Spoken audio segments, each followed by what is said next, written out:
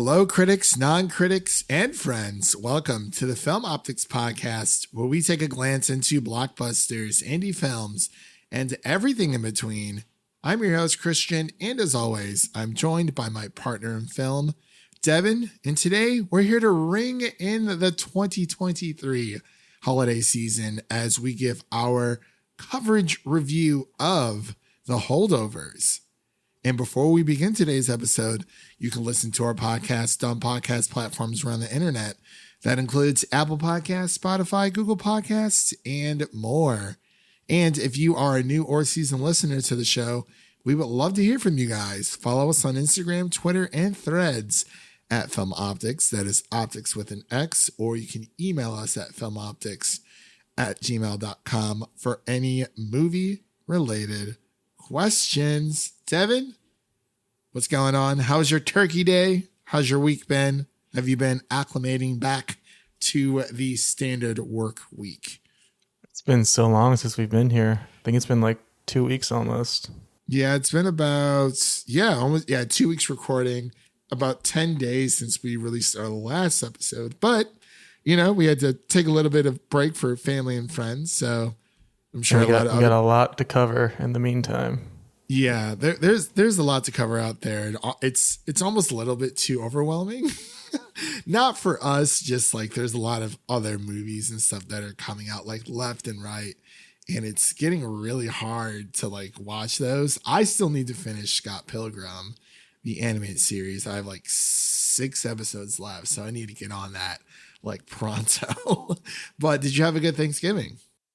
Yeah, no complaints. A lot of family time. How was yours? It was good, man. A lot of family time, much like yourself, and doing a lot of house hopping on Thanksgiving Day. So that was crazy, but definitely worth it. And I'm glad that it's over. Just because it feels like every time I come home, it's like I have to like go on tour and see like everyone. I can never just come home and just relax and not have to worry about seeing all of these different family members. And it's like sometimes you just want a quiet holiday, and hopefully like the Holdovers. Yeah, it's exactly like the whole. Maybe not that quiet. I would say that quiet. That was pretty nice and quiet. I have spent Christmas alone before, not by choice, due to the weather, but I'm not gonna lie, man. I made the best of it. It was pretty awesome.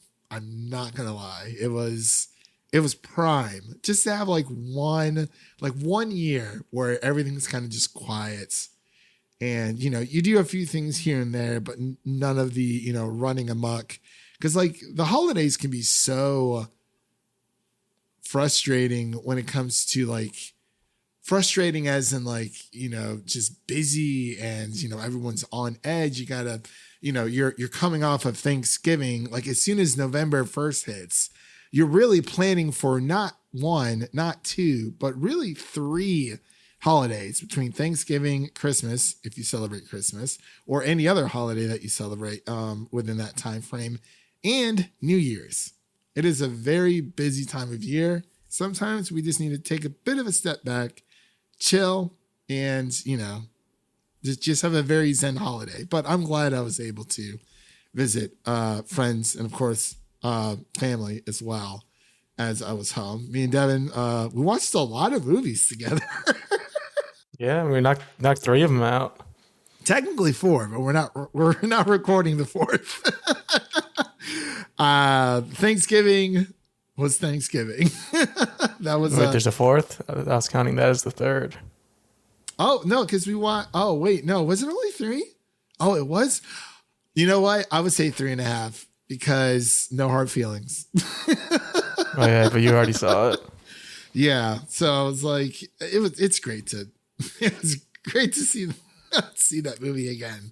But yeah, so it was Thanksgiving we watched together, and we watched The Holdovers, which we're covering today, and Saltburn. That's what it was. For some reason, I thought it was 4.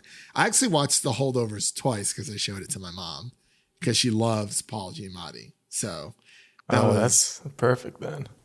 Yeah, that was pretty perfect all together. But With all that said, we're going to be giving our spoiler-free thoughts on The Holdovers. There's not too much to spoil within this film. It's just a lovely Christmas movie, and we're going to ring in the beginning of December with this film, and very excited to kind of just talk about our thoughts when it comes to this film altogether. So without further delay, we'll be right back after this introduction to The Holdovers. I heard you got stuck with babysitting duty this year. How'd you manage that? Oh, I don't know. I suppose I failed someone who richly deserved it. Oh, the Osgood kid? Yeah, he was a real asshole. Rich and popular combination around here. It's a plague. And you? You'll be here too? All by my lonesome. My little sister Peggy and her husband invited me to go visit them in Roxbury, but I feel like it's too soon. Like Curtis will think that I'm abandoning him, This is the last place that my baby and I were together. Not including the bus station. Well, I look forward to your fine cooking. Oh, no, don't do that. All we've got is whatever's in that walk-in. No new deliveries till January. And we are back with our spoiler-free coverage of The Holdovers. The director of this movie is Alexander Payne, and the writer includes David Hemmingson, and stars Paul Giamatti, Devin, Joy Randolph, and Dominic Sessa. Sessa? One of the two. And the synopsis is as follows. A cranky history teacher at a remote prep school is forced to remain on campus over the holidays with a troubled student who has no place to go. And that is the long and short of The Holdovers. This is not the University of Barton, because it's more of a all boys private school. Barton is what it's called. I think Barton Men Don't Lie. Barton Men Don't Lie. That is very true. And I believe their mascot is a lion, which is very prestigious for a all boys school, all boys private school, I should say. But we're going to dive straight into our initial reactions, our first reactions of this film. So I'm going to pass it over to Devin so he can give his thoughts on The Holdovers. Yeah, going into this one, I had no idea what this movie was, to be honest with you. I didn't know it was a Christmas movie. I didn't know it was even coming out. And then you said that he had gotten a screener for it. And I was like, all right, we can watch it. And I guess all I really knew was that Paul Giamatti was in it. And obviously we love Paul Giamatti from such movies as Liar Liar, Amazing Spider-Man, so on and so forth. But going into this one completely blind, I'd never seen any of Alexander Payne's movies either. It's kind of a blind spot for me as far as directors go, so I wasn't really sure what to expect, but happy to report it was a delightful movie to watch. A perfect little Christmas movie to get the holiday started off. It's kind of, you get this triumvirate, this triplet characters that show up in Paul Giamatti and Devin, Joy Randolph, and Paul Sessa. Is it Paul Sessa? Dominic Sessa. Yeah, Dominic Sessa. And that's kind of the core of this movie, is those three characters and just kind of the journey that they go through. I think Dominic Sessa was actually a newcomer. I think this is his first movie, because I think it's introducing when they rolled his name in the credits. Oh, okay, nice. But yeah, those three characters, just kind of this tumultuous time they go through, being trapped in a prep school during the Christmas time. It's definitely not a fun place to be, especially for young Angus Tully, who just does not want to be here, but has been neglected by his parents, and that becomes a recurring theme throughout the movie. And I just really liked kind of the journey we go on here, because it does start off a bit slow, but the payoff at the end is more than worth it, I would say, because you get so many great moments with Paul Giamatti's character and so many great moments between the other two characters as well, just bonding over the Christmas holiday spirit and kind of making the best of what you have and making the best with the people that you have around you, and finding a way to get through it no matter what obstacles are in your way, especially for our boy Paul Giamatti, that poor soul,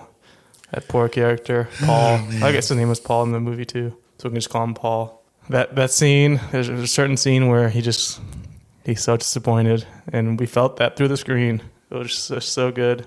And his lazy eye just is probably the 4th star of the movie here. Does he have a lazy eye in real life? I feel like he could, but I don't think it's this extreme. I think this one might have been a Contact, because it's like way out there. Yeah, I was talking to my mom about it, and I was like, yeah, he has a lazy eye. She was like, no, he doesn't. And, she was looking at pictures. She's like, yeah, it definitely has to be like a Contacts or something. But like Devin said, we are huge Paul Giamatti fans. Everything from, he said, Big Fat Liar, Spider-Man 2, Lady in the Water is a big one. That's one of my mom's favorites as well as Robots. Not sure if you remember, he was in that as well. And gosh, he's had such a crazy and insane filmography throughout the years. And it's like anything that he's in. He was in the Ratchet and Clank movie. That's right. I forgot about that. Also in Jungle Cruise. I think that was the last time that we both saw him in a film prior to The Holdovers. But he was also in another movie in 2021 called A Mouthful of Air. But I digress. He's been all over the place, and he is definitely one of the greats, at least to us. And I wholeheartedly believe, when it comes to this film, I think this is like his best performance he's ever given. Much like Devin, I didn't know anything about The Holdovers. Much like Devin again, I did not know it was a Christmas movie. I kept hearing people talking about The Holdovers, but they weren't necessarily talking about the movie itself. They're like, oh yeah, go make sure that you're, watching The Holdovers with Paul Giamatti. I just knew that he was in the film. And I was like, oh, okay. And, it, like Devin had said, it kind of just came across my inbox, and I was like, oh yeah, this would be a perfect time to watch it. And I think everyone should watch this in theaters if they are able to. Like Devin said, it's putting people in a unfortunate situation, kind of like the Breakfast Club in a way, where, you have within this film 3 individual people who probably would have never spent no more than like a few minutes together when it comes to this film. And just kind of, they're like, it's like a second family. They get to understand a little bit more of each other. This is set in the 1970s, so it's a little bit on the older side.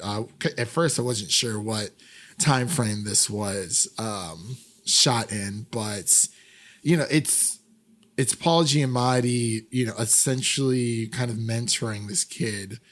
And Angus Tully, he's definitely a troublemaker by Dominic, Sessa. Like Devin said, this is also like his debut, but overall, I really just, it's the perfect Christmas movie because it shows the highs and lows of what everyone goes through during the holiday. This isn't necessarily like a Home Alone situation, but with Devin, Joy Randolph, she plays Mary Lamb. She goes through her own journey with the losses that she's had to deal with, and this being her first Christmas without her family with her. And we get to see, how the holidays affects people when, they're unfortunate enough to be in that situation. And then Paul Giamatti, played by Paul Hunman, the character played by Paul Giamatti. He is this astute, studious professor that lives. He's the teacher you would hate to have. Yeah, he lives and breathes academia, and it's annoying as crap, but he knows what's good for his students, even though his students don't want to hear it. They just want to have fun. These are kids in high school. It's just a bunch of dudes just broing out, basically like a giant fraternity, almost in a way, not really. But these are children who are more well off. You see that with Angus himself and his peers, where, these are privileged kids. They are able to go to this prestige all boys private high school. And, you know, they're getting the cream of the crop when it comes to education. But Paul himself, you know, he's not above giving someone a grade that they deserve, as you see throughout in this film. He is, you know, he treats everyone on this, you know, fairly on the same playing ground. There are no favorites in his books. What, like Devin said, he's probably the teacher that you would hate to have when you're a kid, but like as you get older, you're like, wow, that's a really good teacher. And he knows he's a good teacher too. And that's what sets him apart from everyone else. But yeah, I enjoyed the scenery was phenomenal. You know, they're in Boston, I believe, or Massachusetts area near Boston. Yeah, all practical locations. Yeah, all practical locations. A lot of snow cinematography. Just, man, it makes me miss the snow even more. And it's great. Just you know, and we, you know, we're talking about just non-spoilers here, but you know, I would say every person who comes across on screen, every character serves a specific reason. And this movie is probably one of my favorite. It's probably one of my new favorite holiday movies that I can definitely watch like every holiday during Christmas time. Like we talked about Violent Night last year, like that's definitely like a certified Christmas banger as well. But this is a more human story. You know, it does take place a little bit before Christmas and even goes somewhat more into the new year. But there's a lot of heartfelt conversations in this film, especially the relationship between Paul and Angus. You know, it's kind of like this buddy cop type situation, but you know, they're stuck in this situation together when it comes to, you know, them being alone for Christmas. Angus's family doesn't really pay attention to him as much. He's a ne'er-do-well. He's running amok, you know, causing trouble wherever he goes. But there's a reason why he acts out, and you find that out throughout the movie. And it's quite sad. It's quite sad as to why, when you find out the reason why he's is acting the way that he is. And, you know, is there any salvation for this kid to, you know, be put on the straight and narrow? But I know I've been talking here for a while, but Devin, is there anything else you wanted to mention in our spoiler-free discussion of the Holdovers? Yeah, I was surprised just by how funny we found it, because obviously it is listed as a comedy drama, but I was not expecting some of these moments to hit like they did, especially towards the end. There's a certain line that Paul delivers to his boss that once you see it, you'll know, because it hits. And it's one of the best lines of the year, I would say. And that's another thing. When it comes to the writing of this film, it's as strong as its acting, it's strong as the cinematography, and even the editing. The writing is probably the best like part ever. Like even that line delivery towards the end, I've never heard anyone say that a day in my life. And I was like, oh my God.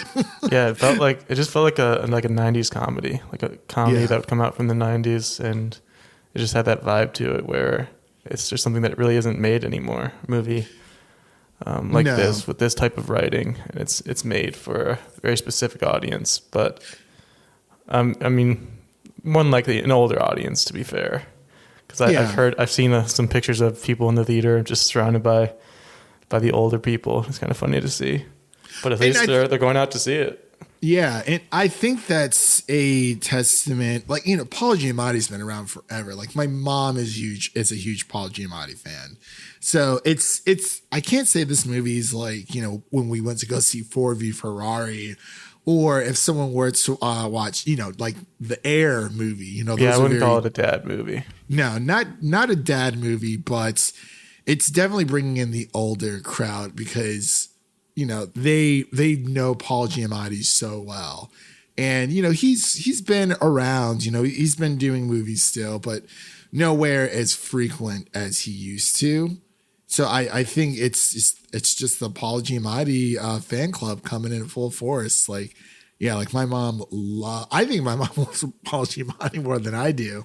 Not saying that I don't love him. It's just that I think she has more of a connection with him than we do. But obviously, you know, we've seen him throughout the years, but she was kind of there like during like the beginning of his career. So, but yeah, it's great. I really wish we were able to see it in theaters. You know, yeah, I was sent to screeners, so we were able to watch this together in person, which was great because we don't really get to do that very often. But I would love to see this in theaters.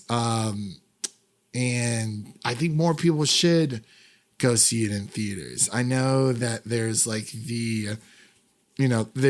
there seems to be this thing with technology where it's like, oh, a movie comes out in theaters. And then like, I swear like a week later, and this happened with the Ballad of Songbirds and Snakes. I saw it was a random fan account saying that, oh, you know, Ballads and Songbirds and Snakes is coming to VOD, you know, or video on demand for those people who don't know, where you can, you know, buy or rent the movie from like Apple, Vudu, Amazon, things like that. They were saying that the Ballad of Songbirds and Snakes was coming to, I forgot when it was, but it's coming super soon. And I did comment saying, dude, like the movie just dropped. Like, I kid you not, like it just had its opening weekend and they're, you know, tweeting out that information. And even if that information is correct, that's not information that Lionsgate wants to share right now because they want people to go see it in theaters. I want people to go see the Holdovers in theaters. I know it's coming out on VOD soon. I can't remember the day.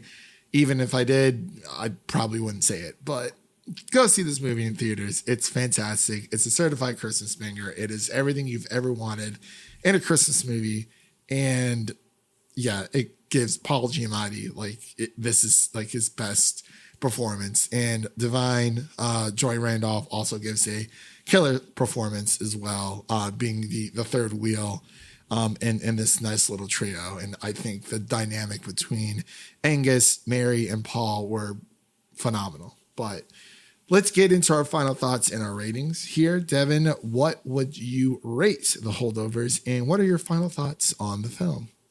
Yeah, final thoughts. I'd venture to say this is the surprise hit of the year. Definitely didn't see this one coming. Didn't know it was coming, but I'm glad it did come, and I'm glad Paul Giamatti is in this one. Again, we can kind of give him his flowers because I feel like he's earned it, and he's at that point of his career where he can take on movies like this and just show off why exactly he's been in the business for this long and why so many people love him so much. And I'm glad he's able to show that off in this movie because it just really works as a nice wholesome Christmas movie. And I'm glad we ended up watching it. I'd probably give it like an 86 overall, just super solid.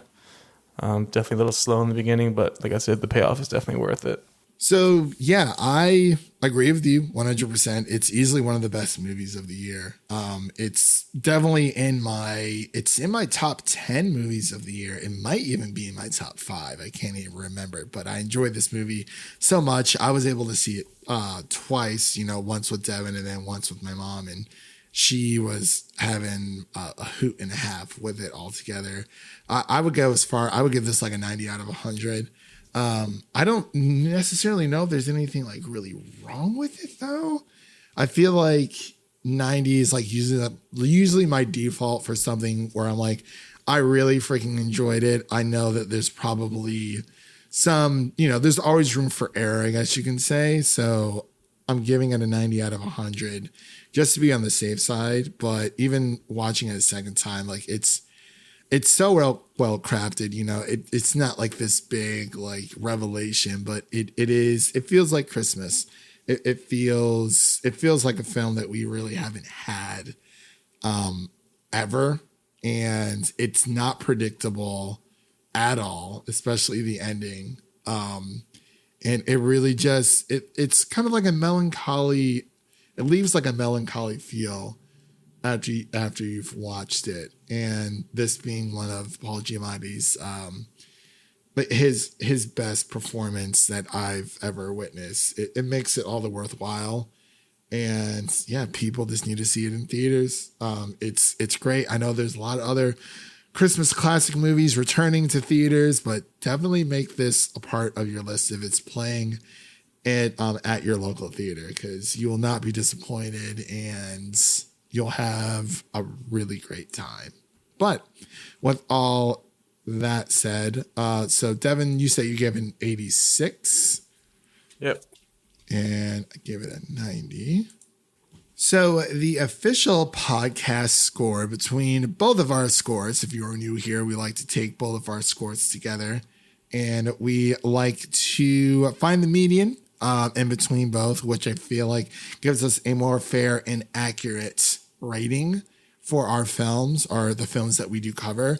So the official podcast score is going to be an 88 out of 100 from Devin's 86 and from my 90 out of 100. So with all that said, that concludes today's episode. If you enjoyed what you heard, make sure to subscribe to our podcast on your preferred podcast platform of choice, and make sure to follow us on Twitter and Instagram at Film Optix. That is Optix with an X. And don't forget to share an episode of our podcast with a fellow movie lover in need, whether that be your mother, your brother, or your significant other. Spread the love of the Film Optix podcast to a movie lover in need. And now let's take a glimpse at what's coming up next on the show. So what's coming up next that you can look forward to, we're going to be covering the new Disney film Wish, as well as Emerald Fennell's Saltburn, and Yorgos Lanthimos' Poor Things. So those are going to be a few movies that we're going to be covering. I'm assuming we're also going to be covering Godzilla -1. It's another Godzilla movie. Why not? But those three, at least, you can look forward to here coming up soon on the podcast. And what you can listen to as of right now that's out for people to get their hands on, you can listen to our The Hunger Games, The Ballad of Songbirds and Snakes review, as well as our The Marvels review and our Loki Season 2 review as well. So thank you all for listening. If you enjoy the show, please take a moment to leave us a 5-star rating and review on Apple Podcasts and Spotify, and stay connected with us by following us again on Twitter, Instagram, Threads, all that social media garbage for the latest updates. That was Devin, and I'm Christian signing off. And remember, life is like a movie. So go out there and make it a blockbuster. Peace.